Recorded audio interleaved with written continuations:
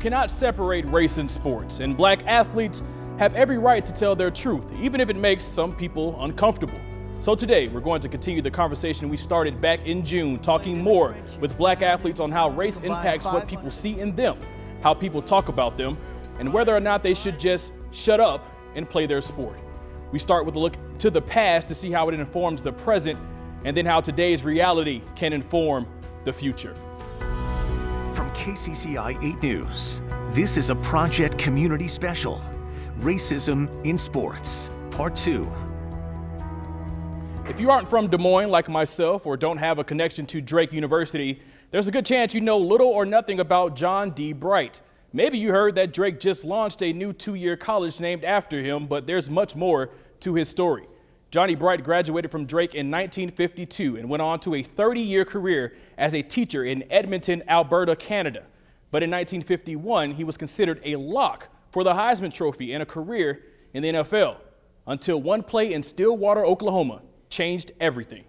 Ray Spigner talked with a former teammate of Bright and a current player who Bright still inspires nearly 40 years after his death.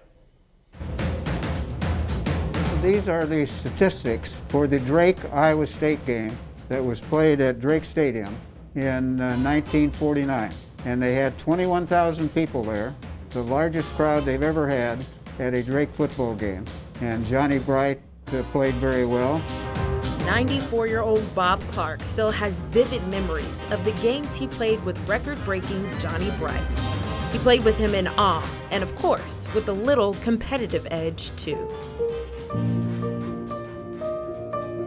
Clark played for 2 years with Bright after he went off to fight in World War II. But the laughs. The last one. The last one. Memories and now history of Johnny Bright spread out on his kitchen table, only to remind Clark of the times and demeanor of a graceful player.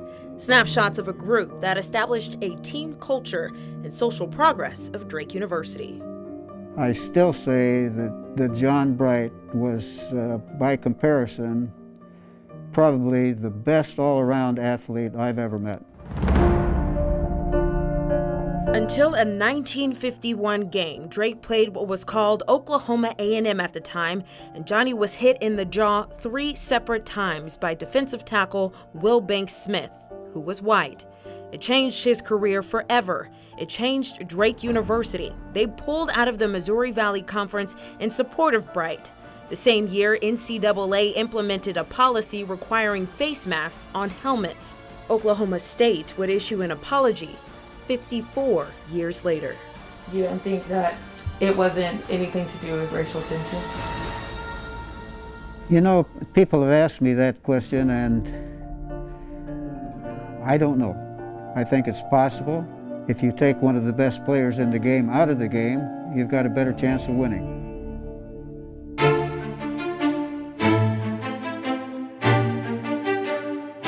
A player who continues to be a leader of progress by the history, respect, resilience, and the name he left behind on the field, now named after him. We have a lot of pride in our program, and in particular Johnny Bright. I mean, you could argue that he is the greatest football player that has ever been here at Drake over the 126 years we've been playing. When Coach Todd stepped into his interview for Drake University in 2015, Johnny Bright was one of the first pieces of Drake culture he saw and embraced. It's what every new player and coach experiences, from the hallway outlining his legacy to now the college named after Bright. Our core values here, we talk about passion, passion for the game, passion for life. We talk about fight, which is a determined effort to do your very best, regardless of the circumstance. And you know that when you have a good team and a good culture, that they're going to look out for one another, they're going to love one another. But I never really dove into, okay, this is how maybe our black players are feeling at this time. Like player and leader Cross Robinson, who addressed his football family. Like I said, keep your political ties. I don't care about that. About Black Lives Matter and what that actually means, and how it's not a political statement or a group. It's just simply a very basic human right and issue. Black lives do matter, and I just kind of to really want to educate them about how they can support that movement while keeping their political ties. It was this moment, out of frustration, that gave this player and senior new hope as he steps into the real world, finding resolve in the way that Johnny Bright persevered through racial tensions with a positive attitude, leading with grace and dignity, like Robinson is choosing to do. One thing from Johnny Bright's story that was my favorite takeaway, and something that I want everybody to know about that story, is that your environment does not define you, your actions do, and he is the epitome of that.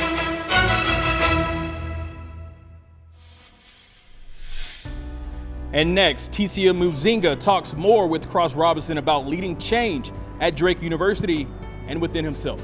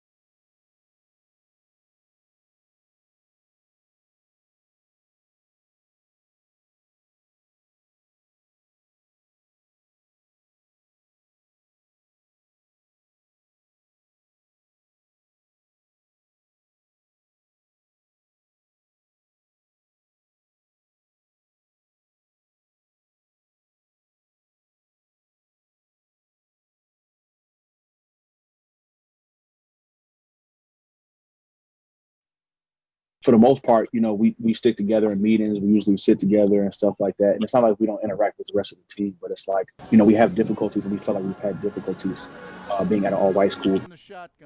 Drake running back Cross Robinson was brutally honest with us back in June. But he's not just all talk. Robinson believes it's not your environment that defines you, it's your actions. Tisia Muzinga spoke with him about his plans for action and how he's making a difference. I feel like, honestly, I've been a whole lot better since, we first talked, because when I had that conversation with Elgin and, the other athletes, this was just beginning to pop off. And I really think that everybody, especially Black people, really saw our community react in a way that we haven't seen before. And I think it was especially traumatic just based on the raw emotion that you saw from everybody. It was so much frustration and anger and hurt built up at first. We're seeing it so much that we're finding better ways to cope with it and just, I guess, adapt and live with it at this point. Yeah, because, at the end of the day, it's not a matter of if anything like this will happen again, but it's a matter of when. That's just the reality of being Black in this country. So what steps did you have to take to be okay? So the first thing I really had to do was be honest about how hurt I think I was about it, and tell different people that, not just my family or my friends, but coaches and teammates. I've been really happy and not surprised, but really just taken back by the accountability that my head coach took. Because in the first interview, I stated that, me and other Black student athletes on the football team sticks together. So he really took that to heart, and he really challenged himself with that statement. And he actually played it in front of the whole team, which I really appreciated. So since then, he's allowed me to continue conversations with the team. He plays videos after practice about, racial inequality and different stuff like that. He's allowed different coaches to bring in different guests. He allowed our linebackers coach, Coach Smith, to even bring in a Waukee police officer to talk to the team. Besides that, I guess on a more organizational level, Drake has introduced the group, I'm not sure you've heard of it yet, All One or All in One. And so that is basically the organization that's trying to educate and bring forth education to different coaches in different sports other than football about what's been going on. So we've had meetings, I think, every Monday since mid-September or early September to help other student athletes bring forth these issues to their head coaches so that their head coaches can kind of handle it like mine has, which I'm very proud of.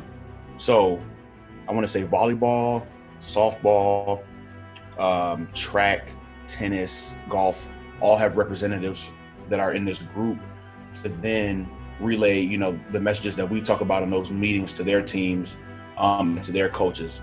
Now, not every sport has been as smooth as football. There's definitely been challenges, but that's what we expected and that's what we're prepared for. Beyond that, the All-in-One has also created voting captains to really push forth the emphasis for voting this year.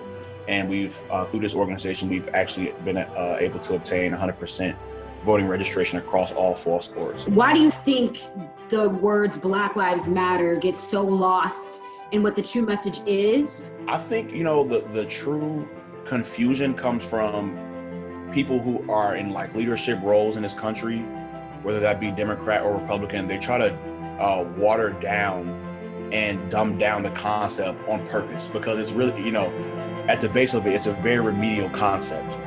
All we're saying, or all people say when Black Lives Matter, is that Black Lives Matter too as well.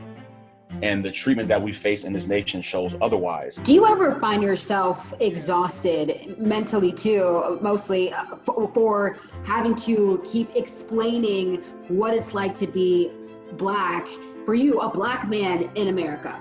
Yes, it is very exhausting. And, many days I just have to not participate in that debate. Because if I did it every day, I would really go crazy, and I'm sure you could feel the same way. It is kind of tough, and it's in many ways it's saddening. Some days it's saddening because it feels like it's such a simple thing to grasp, while you're explaining it to people, like my life does matter, I am equal. Sometimes just dwelling on the fact that I have to explain that is a drag. And more of Ticia's conversation with Cross is available on my Facebook page or the KCCI News app. I was at the bottom of the pile, because I'm a running back, and I was tackled, and I got my ankle twisted, like on purpose. I got curious after that point, and I asked my other, Caucasian counterparts that are also running backs to see if that happened to them that game, and of course it didn't. Cross says the correlation doesn't mean it was racial, but it led him to wonder, why me? A question we can also ask about the incident that took the life of one of Iowa State's most impactful players, Jack Trice.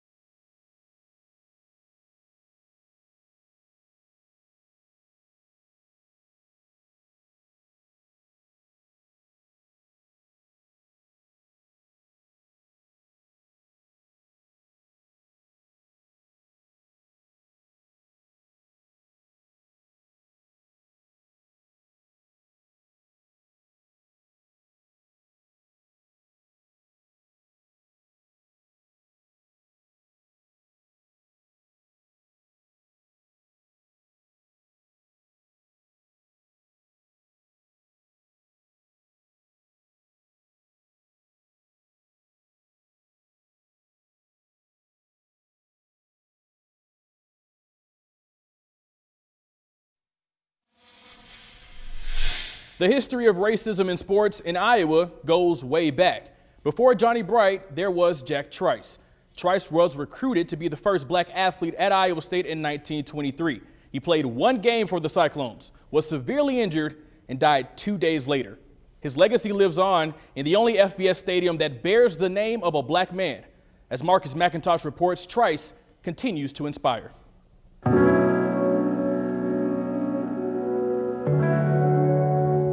It's fair to say it was racially motivated.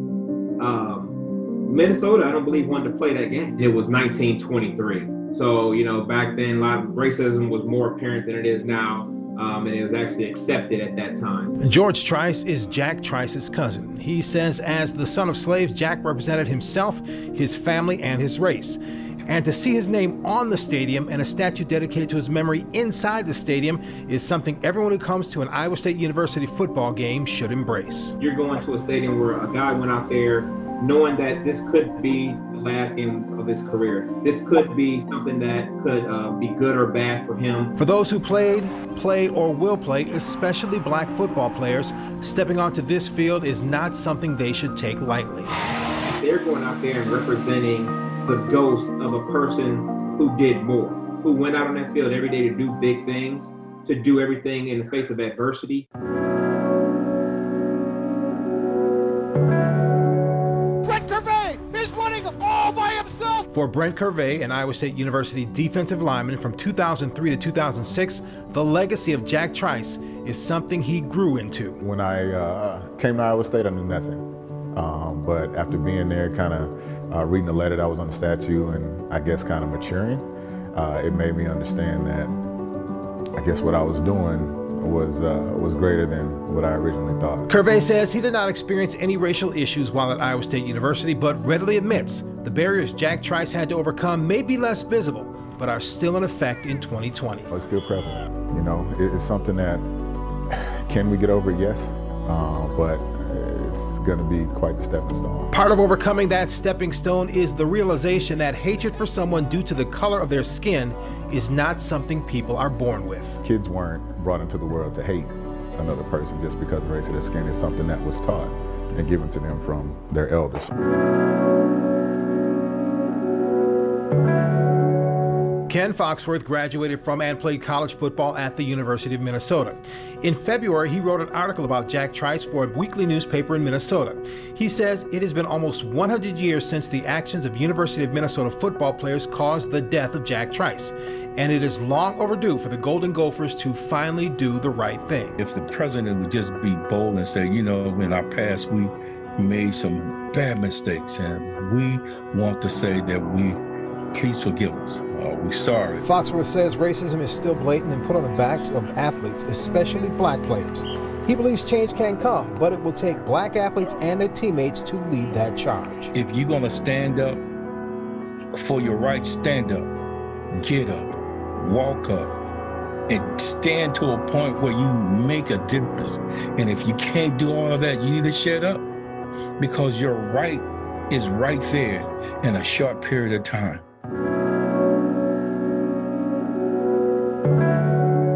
Steve Jones is the author of Football's Fallen Hero, the Jack Trice story, a children's book. He says writing the book was an awakening. More than anything, I think it opened my eyes to the challenges that African Americans faced, especially in the 1920s. I'm proud that the Jack Trice book can open the eyes to what happened to a very good-hearted, very gifted athlete almost 100 years ago. Given the racial unrest across the country, Jones says Jack Trice's story resonates more now than it ever has, and that does not give him comfort. It's so disturbing that racial injustice is at the level that it is. So remember Jack Trice, a man who stood for something and planned to take his Iowa State University agriculture degree to the South to help black farmers. A man who gave the ultimate sacrifice, who did not bow down to racist attitudes and actions of the times. A man who fits the definition of hero. Jack Trice was somebody who I consider a hero. He dedicated his play at the Minnesota game to himself, his family, and his race, and he died in the process. And for that, I consider him a hero. And the heroic memory of Jack Trice lives on, but unfortunately, so does the issue of racism in sports today. A lawsuit filed by 8 former Hawkeye football players is ongoing. Sports director Scott Reister takes another look and lets us know where things stand. On October 5th, attorney Demario Solomon Simmons notified the school these 8 players, most notably former star running back Akram Wadley, have alleged mistreatment. They demanded the university fire AD Gary Barta, coach Kirk Ferentz, and offensive coordinator Brian Ferentz, plus pay $20 million, $10 million to the 8 players for alleged loss of professional opportunities and pain and suffering, as well as $10 million to compensate other former athletes. In the letter, Solomon Simmons said, through the program's pervasive harassments, bullying, policies causing disparate impact and race-based threats and retaliation, our clients were deprived of meaningful opportunity to pursue a high-quality education while competing at the highest level of collegiate athletics. The university said it would not give in to the ex-players' demands, and that work had already begun to create a more welcoming environment for black athletes. The former players are now seeking damages through a civil lawsuit filed November 12th. On December 1st, the defendants asked to move the lawsuit from state court to federal court. There have been no rulings or hearings set on that motion. The attorney for the ex-players did not reply to our request for an interview. The 92-page filing lays out detailed allegations and examples of what Brian Ferentz and Chris Doyle would allegedly say. None of the defendants are commenting on the specifics of the lawsuit. The university did make a statement. The story shared by former athletes this summer resulted in a strong commitment to improve. To that end, the University of Iowa continues to work hard to become a more inclusive campus for all students. We appreciate the athletes using their voices, and we are on a positive path forward with our team. At Iowa, meanwhile, there have been changes. Strength coach Chris Doyle is no longer on the staff. Dress codes have been relaxed, social media is allowed, and current players say dialogue and the overall situation has improved.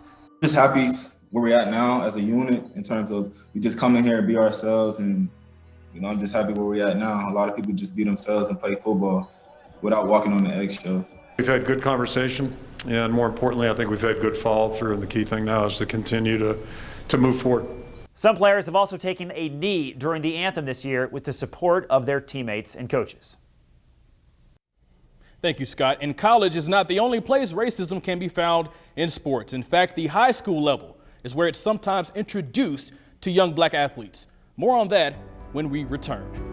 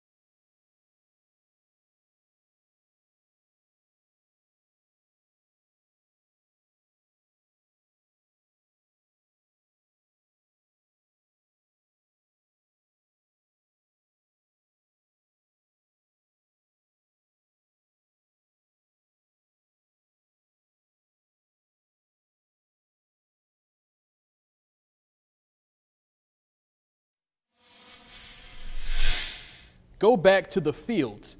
You should have been George Floyd. Those are just two of the several racist comments yelled by spectators to Jeremiah Chapman, the only black player on Charles City High School's baseball team during a game against Waverly Shell Rock. His story made national headlines, but check those comment sections and you'll see another hurtful word: liar. We caught up with Jeremiah to hear his feelings about some of the public's negative reaction to his truth. What I don't think people who hear this story may understand is that even if what was said wasn't meant to be, this is exactly what we're going to do to you, right? This is what's going to happen to you, right? If it was just to throw you off, for a young black male to hear that, regardless of the intention, that is harmful and it's terrifying. How tough is it to know that some people might think that that story isn't true and that you didn't experience that? I mean, I know not everyone knows who I am and all, but I really don't like that much attention from other people. Like, I was crying the whole way from the place we played all the way back home, plus that night, and I felt like I couldn't talk to anyone. Has your mom ever told you before that this kind of thing could happen to you? And did you ever really think that it would happen to you? I mean, she told me like previously, like it's gonna happen and it's gonna like keep happening. but we just got to know like how to react towards it.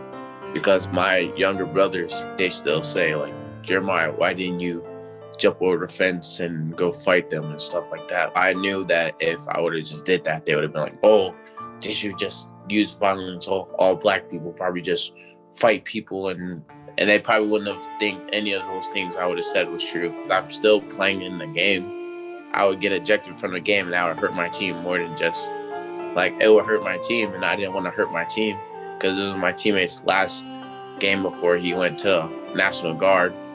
And I was like, I want to win this game for him and just for us because it's a big conference game and it was a rivalry game. So I was just thinking, I was like, I can't just think about myself right now.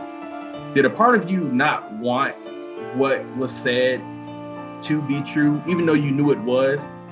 You know, because you have white friends and I'm sure their parents are nice to you and your teachers and pretty much the entire world around you where you live and in the state is predominantly white. So was it hard to think that some people in that world could actually mean you harm? I was just like, wow. I was like, I guess like no matter what I do to try to fit in, I'm just not good enough. And I was just like, maybe I shouldn't just like not care about like anybody or like anything, what people just think of a black person, just a thug and all that. I was like, maybe I should just actually go back to that so people actually have a reason to call me that. I met one of the dudes, like brothers that said it, and he was just talking to me. He's like, I'm really sorry for what my brother said. I was like, I'm not trying to use violence or anything. I just want to know why. Like, what? Like, I know that they're trying to get in my head and all, but it's different things you can say. How do you think you've changed for the better from all of this? I think I changed because I know I can't be good enough for everybody. I just gotta be thankful for the people I have, my family, friends. That's all that matters. The Charles City School District now plans to leave the athletic conference it plays in to offer a better experience for all athletes. But that example of responding to racism is vital. It was also seen in Drake's response to Cross Robinson and their support of Johnny Bright years ago. Iowa State has immortalized Jack Trice and continues to pay tribute to his message. And the flawed, non-inclusive culture of Iowa football has undergone real change, but it takes commitment and effort to get it right. Progress is a process, and none of us, black or white, can settle when the issue is racial inequality. Thank you for watching Project Community: Racism in Sports.